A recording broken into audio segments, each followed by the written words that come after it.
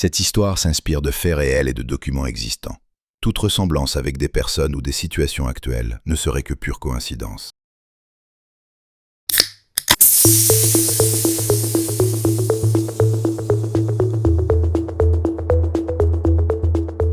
Aujourd'hui, on plonge dans un objet qu'on utilise vraiment tous les jours sans y penser, la canette de boisson. On a reçu un dossier fascinant sur une innovation qui a l'air toute simple comme ça, mais qui cache en fait une complexité technique assez folle.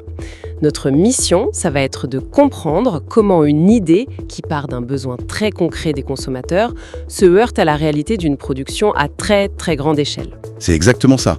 Et pour cette exploration, on a des sources très complètes. On a une étude de marché sur nos habitudes, on a le brevet technique original et aussi une analyse très détaillée du processus d'industrialisation. C'est le parcours complet en fait, du problème identifié jusqu'à la solution, qu'il faut pouvoir fabriquer. On va décortiquer ensemble ce qui se cache derrière cette idée d'intégrer une paille directement dans la canette. Alors commençons par le début. La canette, c'est un standard mondial, on a l'impression que ça n'a pas bougé depuis des années. Pourquoi est-ce qu'on voudrait la modifier? L'étude de marché qu'on a est, sur ce point, assez éclairante. Oui, on pourrait croire que c'est un produit qui est arrivé à perfection, mais les chiffres disent tout autre chose. C'est souvent comme ça avec les objets qui nous sont si familiers qu'on ne les questionne même plus. Il y a un chiffre qui m'a vraiment marqué. 57% des personnes interrogées trouvent que boire à même la canette, ce n'est ni propre ni agréable. C'est énorme. Plus d'une personne sur deux. Et ce sentiment est encore plus fort chez les femmes, où il atteint 70%, ce n'est pas rien. Non, c'est un point fondamental. Ce n'est pas juste un petit inconfort, c'est une vraie barrière.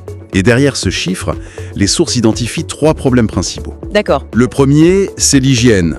On n'y pense pas toujours, mais le couvercle de la canette a été stocké, transporté, il a été en contact avec beaucoup de choses avant d'arriver à nos lèvres. Ah oui, ça me rappelle un ami médecin qui me disait toujours « Ne bois jamais directement à une canette sans l'essuyer ».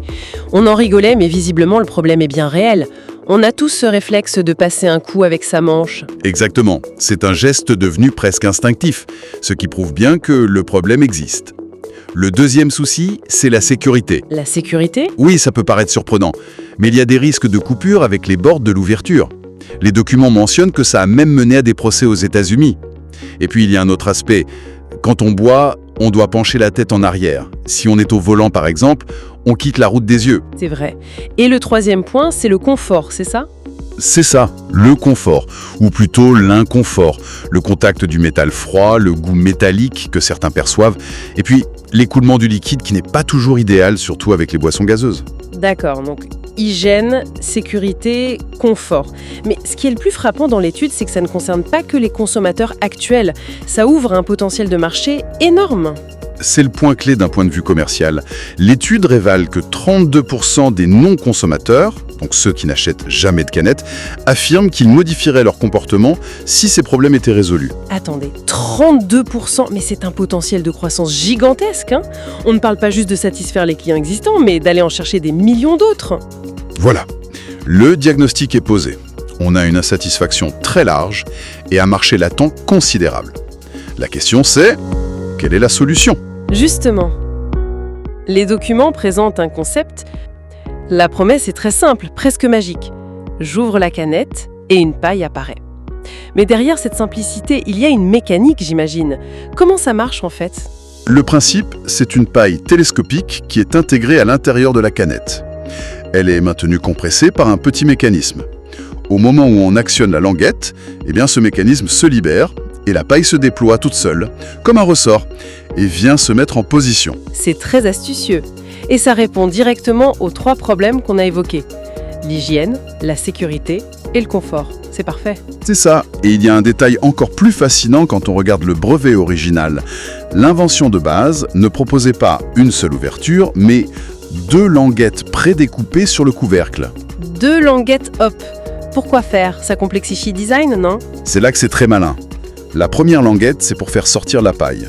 Mais juste à côté, il y en avait une seconde, plus classique, pour une ouverture sans paille. L'idée, c'est de laisser le choix. Ah, d'accord. On n'impose rien, on propose une alternative plus pratique. Si on veut verser dans un verre, on utilise la grande ouverture, on ajoute une fonction sans en retirer. C'est brillant. Mais en vous écoutant, je pense à la réalité industrielle.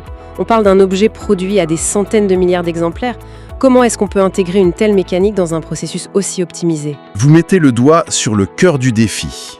La canette est peut-être l'objet le plus optimisé au monde. Chaque gramme de métal, chaque dixième de seconde sur la chaîne de production, tout ça, ça compte. C'est une guerre du centième de centime, j'imagine. Exactement. Alors, pour y arriver, le système LiPop repose sur plusieurs piliers technologiques. Les sources parlent d'un matériau spécifique, d'un assemblage de précision. Entrons un peu dans les détails. Le premier pilier, c'est la matière.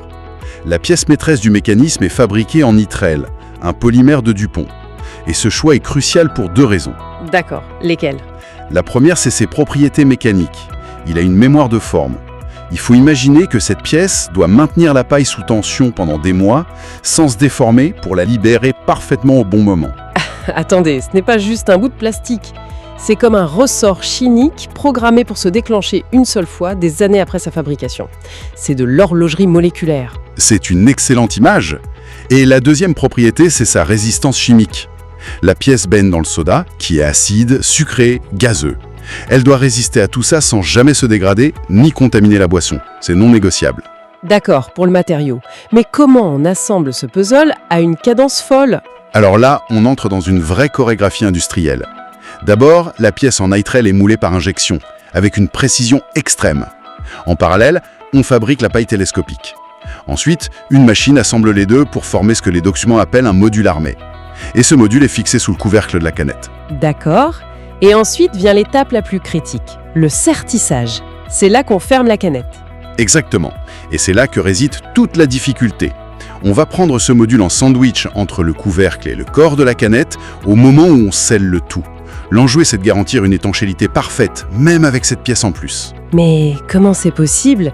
On ajoute une pièce dans le joint qui est censée être hermétique, sous pression. Ça me paraît infaisable. C'est une prouesse technique qui se joue au micron près. Le design est pensé pour que le métal du couvercle et du corps vienne enserrer le plastique sans créer le moindre interstice. C'est comme vouloir intégrer une montre suisse dans un moteur de voiture pendant qu'il est sur la chaîne de montage. L'opération doit être parfaite à des milliers d'unités par minute. C'est tout à fait ça. Le mariage de l'horlogerie et de la production de masse. C'est incroyable tes comptements, d'accord, mais ça doit avoir un coût. Pourquoi est-ce qu'une marque de boisson se lancerait là-dedans? C'est la question qui tue. Et les documents sont très clairs sur les avantages. Il y en a 3. Le premier, on l'a dit, le gain de part de marché. Aller chercher ces fameux 32% de non-consommateurs. On agrandit le gâteau, on ne se contente pas de voler des parts aux autres. Voilà. Le deuxième avantage, c'est la différenciation. Dans un rayon, toutes les canettes se ressemblent. Avec ce système, une marque sort immédiatement du lot. C'est un plus produit visible, tangible. Une étude citée le confirme d'ailleurs. 81% des nouveaux produits qui réussissent sont ceux qui simplifient ou améliorent l'usage. On est en plein dedans. D'accord. Donc, gain de marché et avantage concurrentiel. Ça se tient. Et le troisième argument, c'est peut-être le plus décisif pour les industriels, la compatibilité. Tout le concept a été pensé pour s'intégrer sur les chaînes de remplissage existantes, avec des modifications mineures.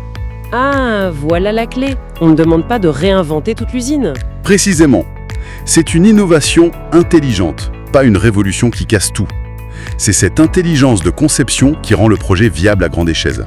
En résumé, on est parti d'une gêne partagée par des millions de consommateurs pour arriver à une solution d'ingénierie de haute précision, qui fait appel à des matériaux avancés et des processus industriels millimétrés. C'est un cas d'école parfait de l'innovation produit. Il montre que même les objets les plus banals peuvent être réinventés. Mais il illustre aussi que le succès d'une idée, ça ne repose pas que sur sa pertinence pour le consommateur. Ça, c'est la base. Ça repose surtout sur sa viabilité dans le monde impitoyable de la production de masse. Et ça me laisse avec une dernière réflexion. Le brevet qu'on a examiné a été déposé en 2001. La technique semble mature, les avantages sont évidents, et pourtant, on ne voit pas cette innovation dans nos supermarchés. Alors ça amène à se demander, quelles sont les barrières invisibles? Est-ce le coût, même minime, la complexité à une échelle encore plus grande, ou peut-être, tout simplement, la force de nos habitudes?